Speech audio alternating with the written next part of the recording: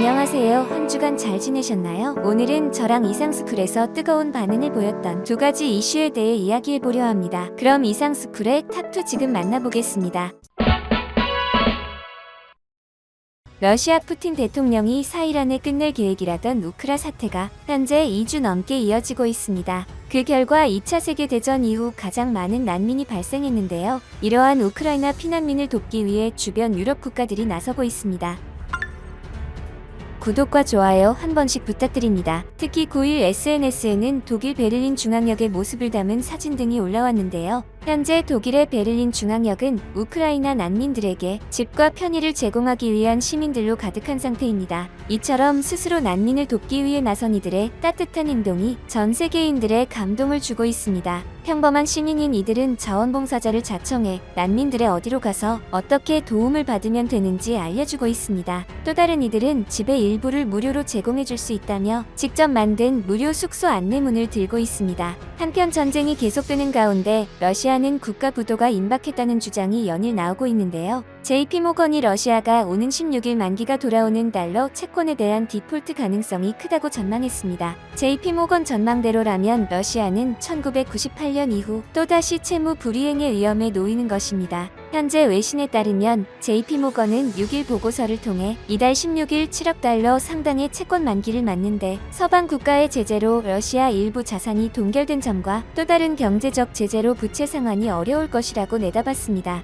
외신들은 여기에 더해 러시아가 해외 대출 기관에 손실을 입히기 위해 서방의 제재에 대한 보복 수단으로 디폴트를 악용할 가능성도 존재한다고 봤습니다. JP모건에 따르면 16일 만기인 달러 채권에 대한 이자는 약 1,435억 3,560만 원 수준입니다. 다만 여기에는 루블화로 지불할 수 있는 옵션이 없다고 JP모건 전략가들은 보고 있습니다. 현재 러시아 루블화 가치는 서방의 제재 발표 이후 연일 최저로 폭락하고 있습니다. 다만 중국 헝다 사리에서 보듯이 달러화 채권은 30일 동안의 자동 유예 기간을 적용받는데요. 이를 통해 다음 달 15일까지 유예를 받고 러시아가 상환한다면 디폴트를 면할 수 있는 가능성도 있습니다. 하지만 전문가들은 기간 유예가 있어도 러시아가 디폴트를 면할 가능성은 적다고 보고 있습니다. 그래서인지 세계 3대 신용평가사 중 하나인 무디스가 러시아의 신용 등급을 4일 새 10단계나 강등했습니다. 서방의 경제 제재로 디폴트 위험이 커졌기 때문인데요. 무디스는 러시아의 디폴트 위험 가능성이 높아졌다면서 이번 강등은 러시아의 채무 변제 의지와 능력에 대한 심각한 우려의 결과라고 언급했습니다. 그런데 러시아는 이런 상황을 알았는지 러시아 기업들은 서방의 제재를 피해 중국 시중은행들의 계좌를 개설하려는 움직임을 보이고 있습니다.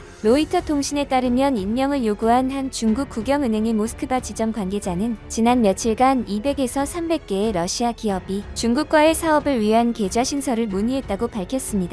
이 관계자는 얼마나 많은 러시아 기업이 중국 은행에 계좌를 개설하려고 하는지는 모르겠지만 많은 기업이 관심을 나타내고 있다면서 앞으로 위안화 거래가 늘어날 것으로 본다고 말했습니다. 오랜 기간 러시아 사업을 해온 한 기업과도 거래 관계가 있는 몇몇 러시아 기업들이 위안화 계좌 개설을 계획하고 있다고 전했습니다. 이 기업과는 러시아 기업들이 달러나 유로를 사용할 수 없고 미국, 유럽과 사업이 막힌 상황에서 중국으로 눈을 돌리고 있다고 말했습니다. 실제 러시아 해운 물류 기업인 페스코는 이번 주 중 고객들의 위안화 결제를 허용할 것이라고 밝혔는데요. 로이터는 많은 러시아 기업들이 위안화와 러시아 루블화를 이용해 사업할 수밖에 없는 상황이지만 루블화 가치 폭락으로 기업들의 수익성 악화는 불가피할 것이라고 지적했습니다. 이처럼 러시아 경제가 디폴트 선언 직전까지 오자 정작 중국의 상황이 난처해지고 있는데요. 중국과 러시아는 최대 우방국이기에 1차원적으로는 도와주는 게 맞지만 서방 국가들이 러시아를 도와주는 나라도 제재를 시작하고 있어 중국의 고심이 깊어지는 것입니다. 그러던 중 미국이 먼저 중국을 겨냥해 발언을 했습니다.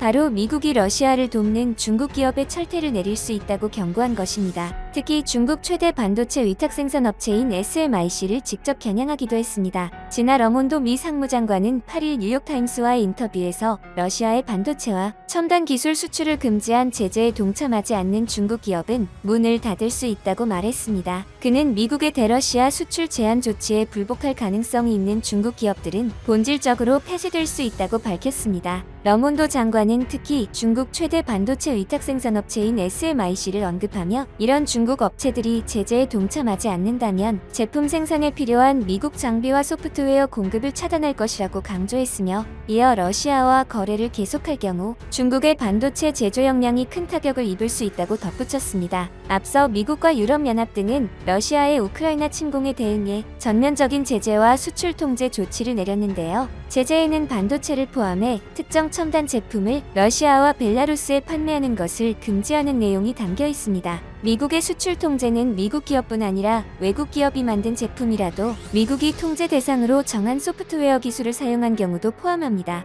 이른바 FDPR인데 뉴욕타임스는 FDPR에 따라 미국산 기술이나 소프트웨어를 사용해 제품을 생산하는 다수 중국 기업에도 대러시아 수출 제한 조치가 적용된다고 전했습니다. 이에 애플, 삼성전자 등 스마트폰 업체와 컴퓨터 제조사 HP, 델 등 업체들이 러시아 시장에서 제품 판매를 중단한 것도 이런 이유에서입니다. 2020년 도널드 트럼프 행정부가 중국 통신기업 화웨이를 제재할 당시 FDPR을 적용해 화웨이가 해외로부터 반도체 칩을 납품받지 못하도록 했죠. 당시 뉴욕타임스는 이 조치는 성공 가도를 달리던 화웨이의 모바일과 광대역 사업을 무력화했다고 전했습니다. 러몬도 장관의 경고는 최근 중러 관계가 더욱 돈독해지면서 중국이 러시아의 제재 우회로가 될 수 있다는 판단 때문으로 풀이됩니다. 미국의 이러한 주장에 중국은 즉각 반발했는데요. 자오리젠 중국 외교부 대변인은 9일 정례 브리핑에서 미국은 우크라이나 문제와 러시아와의 관계를 처리하면서 중국의 우려를 엄정하게 다뤄야 하며 어떤 방식으로든 중국의 권익을 해쳐선 안 된다며 이렇게 밝혔습니다. 자오리젠 대변인은 또 제재는 근본적으로 효과적인 방법이 아니다라면서 중국은 독자 제재와 확대 관할에 결연히 반대한다고 강조했습니다.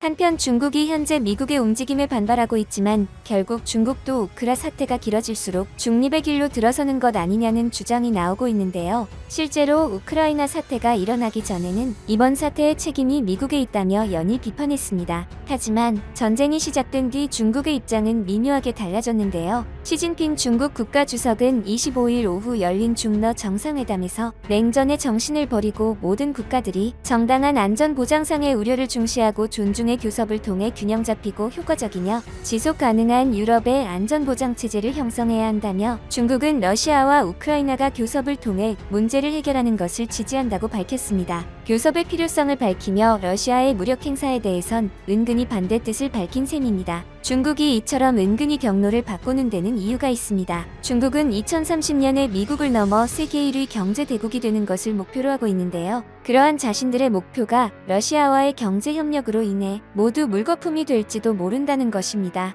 실제로 최근 우크라이나 침공을 강행한 러시아가 중국의 야심찬 1대1로 계획을 무너뜨리고 있다는 분석이 나왔습니다. 외신들을 종합하면 동유럽의 평화와 안보를 어지럽히고 있는 푸틴 러시아 대통령을 유일하게 중재할 수 있는 중국이 아무런 주장도 하지 못하자 동유럽 국가들은 물론 국제사회로부터 중국을 패싱한다는 평가입니다. 중국의 1대1로란 신실크로드 전략구상으로 고대 동서양의 무역 교통로였던 내륙과 해상의 실크로드를 다시 구축해 중국과 주변 국가의 경제, 무역 합작 확대의 길을 열겠다는 프로젝트입니다. 2013년 처음 시작되었으며 지난해 기준 140여 개 국가 및 국제기구가 참여하고 있습니다. 특히 우크라이나는 철도, 도로, 송유관 등 러시아와 유럽 일대를 가운데에서 연결하고 있어 지정학적으로도 전략적인 위치에 자리 잡고 있는데요. 우크라이나가 2017년 중국이 제안한 인프라 정책에 참여한 이후 중국의 수많은 기업들이 우크라이나의 항구와 철도를 개선하는 사업을 진행 중에 있습니다. 지난 2020년에는 우크라이나와 중국 최대 통신 기업인 화웨이가 상호 간 양해각서를 체결하기도 했습니다. 또한 우크라이나는 중국의 주요 농산품 수입 국가 중 하나로 2021년에만 중국 옥수수 전체 수입량 중 30%를 우크라이나에서 들여왔습니다.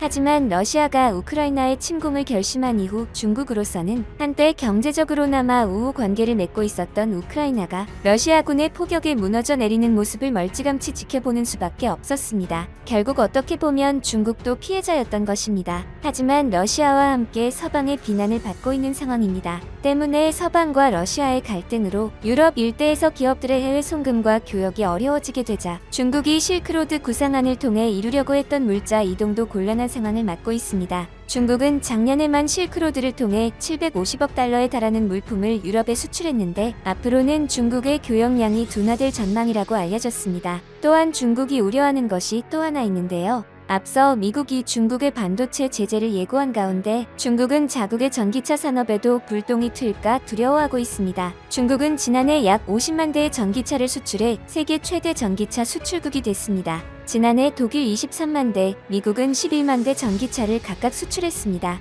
2020년만 해도 중국, 독일, 미국은 수출량 12만에서 15만 대 수준에서 치열했는데 지난해에는 중국이 월등히 치고 나선 것이죠. 이처럼 이제 막 중국은 전기차 시장에서 엄청난 성과를 올리기 시작했는데 서방의 대러시아 제재로 인해 중국의 전기차 수출길마저 막혀버린다면 중국으로서는 상당히 절망감을 느낄 것입니다. 이처럼 우크라 사태가 미중 갈등 및 중국의 경제 악화로까지 번지자 서방 국가들이 이참에 러시아와 중국을 한 번에 보내버리는 계획 아니냐는 말까지 나오고 있는데요. 여러분들의 생각은 어떠신가요?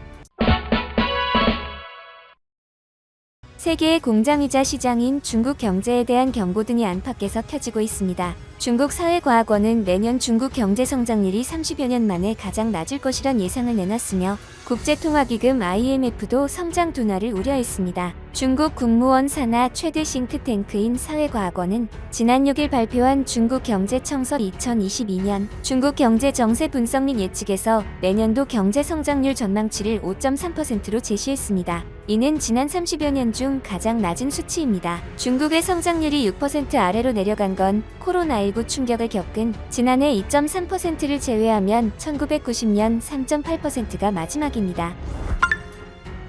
구독과 좋아요 한 번씩 부탁드립니다.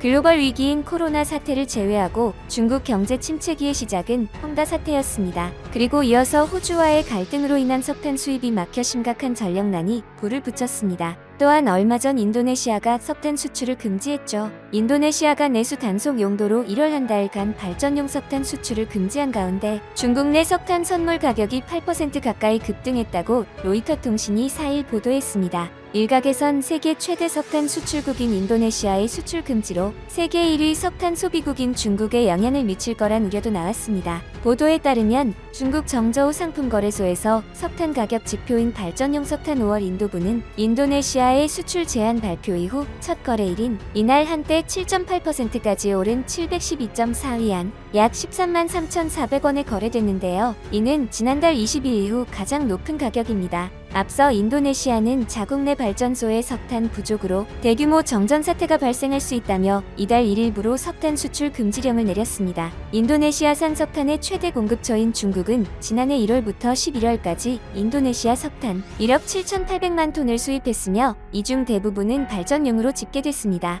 이는 중국 전체 석탄 수입량의 60%를 넘는 규모입니다. 시장에서는 중국이 자국 석탄 생산량을 이미 사상 최대 수준으로 끌어올린 만큼 인도네시아의 수출 금지로 석탄 공급 차질이 불가피할 거란 전망이 나옵니다. 실제 인도네시아산 석탄은 주로 중국 동남부의 해안 지역으로 판매되며 해당 지역 전체 공급량의 약 20%를 차지하는 것으로 알려졌습니다. 이처럼 중국 경제 성장이 둔화하기 시작한 가운데 진짜 문제는 따로 있다고 하는데요. 바로 중국의 1대1로 사업 문제입니다. 중국의 1대1로는 겉에서 보면 중국이 개발도상국의 인프라를 건설해주고 그 중에 이익금을 공유하며 수익을 올리는 구조입니다. 그래서 중국의 1대1로 정책은 현대판 실크로드로 불렸습니다. 2013년 중국의 새로운 비전을 제시했으며 당시 세계를 크게 놀라게 한 것도 사실입니다. 따라서 당시 육상 실크로드와 해상 실크로드로 불리면서 특히 아프리카와 동남아시아 국가들이 활발히 참여했습니다. 그런데 중국이 수익을 올리며 세계 경제를 지휘하겠다는 전망에는 치명적인 단점이 있었는데요. 바로 신용등급이 낮은 국가들한테 돈을 빌려주었다는 것입니다. 원래 서양권 나라들은 돈을 빌려줄 때 장기 계획서도 제출하라고 하며 여러 가지 제한을 겁니다. 대신 서양 나라들은 주로 이자 없이 도와준다는 명목으로 빌려주는 게 큽니다. 그런데 반대로 중국은 그런 계획서를 제출하라고 하지도 않고 돈도 엄청난 금액을 빌려준다고 하는데요. 당연히 독재자가 다스리는 부실한 나라들 입장에서는 갚을 생각보다 빌릴 생각이 앞서니 돈을 받아갔습니다. 하지만 대부분 추진 중인 사업이 인프라 사업이다 보니 막대한 예산이 투입되었고 부채가 계속 불어나 부도 위기에 놓인 국가들이 생기는 것입니다. 한편 중국의 1대1로 사업에 막대한 피해를 입은 스리랑카가 중국 정부 고위 인사에게 채무 재조정을 요구했다 있다고 AP와 로이터 통신 등 외신들이 10일 보도했습니다. 고타바야 라자팍사 스리랑카 대통령은 전날 자국을 방문 중인 왕이 중국 외교 담당 국무위원 겸 외교부장에게 코로나19에 따른 경제위기 해결책으로 부채 상환의 재조정에 관심을 기울여준다면 큰 도움이 될 것이라고 말했습니다. 가미니 라크샤만 피리스 스리랑카 외무장관은 왕 부장에게 중국은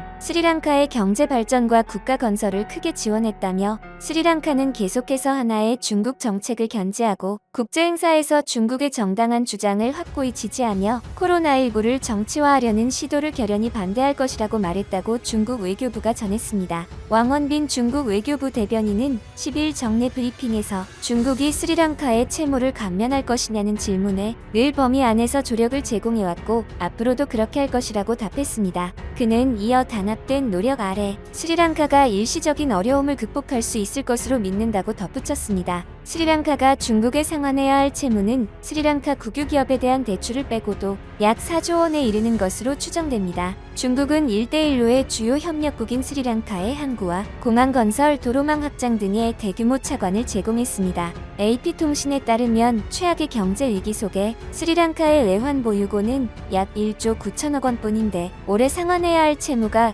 약 5조 4천억 원에 이르기 때문에 주요 채권국인 중국의 협력이 절실한 상황입니다. 스리랑카는 고타바야 현 대통령의 형인 마힌다 라자팍사 총리가 대통령으로 재임했던 2005에서 2015년 친중국 노선을 펼쳐 중국 자본으로 각종 대형 인프라 건설 사업을 추진했습니다. 한반토타항을 건설했으나 차관을 상환하지 못하게 되자 2017년 중국 국영항만 기업인 자오상주에 99년 기한으로 항만 운영권을 넘겨줬습니다. 한편 스리랑카와 더불어 심각한 경제 위기를 겪고 있는 파키스탄도 발전소 프로젝트 관련 채무에 대한 감면 요청을 할 계획이라고 블룸버그 통신이 보도했습니다. 파키스탄은 만성적인 전기 부족을 해결하기 위해 지난 몇 년간 중국 자본의 지원 속에 여러 발전소를 지어왔습니다. 하지만 이 과정에서 파키스탄 경제가 감당하기 어려운 수준으로 빚이 불어난 것으로 전해졌는데요. 특히 발전 설비는 과잉 수준으로 늘어나 정부는 시설을 가동하지 않는 상황에서도 보조금을 지원해야 하는 상황에 몰렸습니다.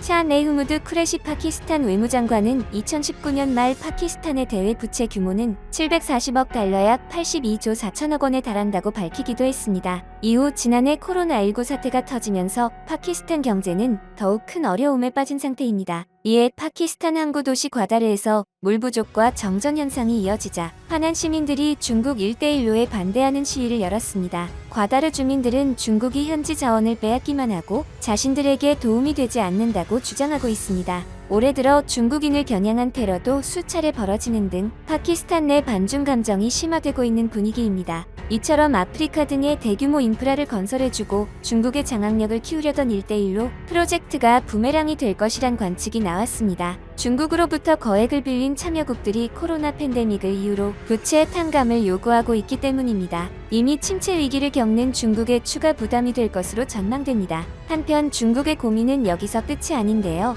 중국 반도체 대표기업 칭화윤이 그룹이 파산 절차에 들어간 지 5개월여 만에 지난달 국유기업의 품으로 들어가게 됐습니다. 지난달 12일 중국 증권15 등에 따르면 베이징 쟁광 자산관리와 사모펀드, 와이즈로드 캐피털 등으로 구성된 국부펀드 컨소시엄이 칭화윤이 등 7개 기업의 실질적인 합병 및 구조 조정을 위한 전략 투자자가 됐습니다. 칭화윤이 산하 메모리 반도체 전문회사 쯔광꺼시는 지난 10일 이 같은 내용을 베이징시 제1중급인민법원으로부터 통보받았다고 공지했습니다. 30조 원에 육박하는 부채를 못 이겨 파산 구조조정 절차에 들어간 칭화윤이는 지난 7월 전략 투자자 일치 공고를 내고 새 주인을 찾는 절차에 들어갔습니다. 그리고 반도체 굴기와 더불어 중국의 최대 사업이었던 전기차 역시 위기를 맞고 있는데요. 한때 중국의 테슬라라고 불리던 전기차 스타트업 바이톤이 조 단위 투자금을 낭비하는 방만 경영으로 파산 절차를 밟게 됐습니다. 지난 12일 중국 인터넷 매체 네시즈 등 현지 매체는 지난 2일 바이톤에 대한 파산 심리가 시작됐다며 기존 투자자들이 등을 돌린 가운데 바이톤의 회생 가능성은 매우 낮다고 보도했습니다.